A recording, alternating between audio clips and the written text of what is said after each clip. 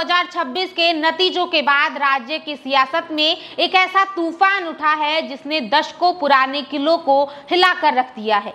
Superstar Thalapathy विजय की party TVK यानी तमिलगा वैत्री कड़गम के धमाकेदार उभार ने पहले ही डीएमके और एआईएडीएमके की नींद उड़ा रखी थी, लेकिन अब जो खबर सामने आ रही है वो तमिलनाडु के सियासी नक्शे को पूरी तरह से बदलने वाली साबित हो सकती है।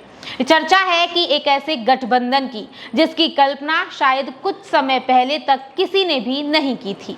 खबर ये है कि विजय के पिता की ओर से कांग्रेस को गठबंधन का खुला न्योता दे दिया गया है।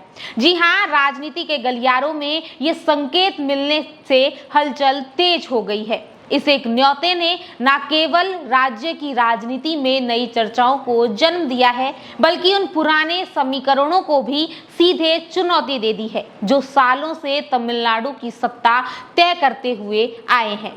आइए समझते हैं कि आखिर इस संभावित गठबंधन के मायने क्या है।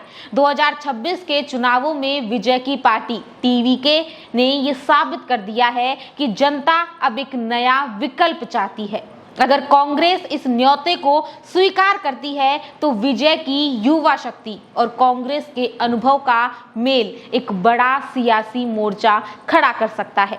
ये गठबंधन अगर हकीकत में तब्दील होता है तो पारंपरिक रूप से मजबूत क्षेत्रीय दलों के लिए अपनी जमीन बचाना मुश्किल हो जाएगा। जानकारों की माने तो अगर ये हाथ और साथ एक साथ हो जाए, यानी कांग्रेस और विजय का साथ एक हो जाते हैं, तो तमिलनाडु की राजनीति में एक ऐसा मोड़ आएगा जो आने वाले दशकों की दशा और दिशा को तय करेगा। क्या कांग्रेस इस खुले न्योते पर अपनी मुहर लगाएगी और क्या थलपति विजय अपने पिता के इस सियासी संकेत को गठबंधन की जमीन पर उतारेंगे?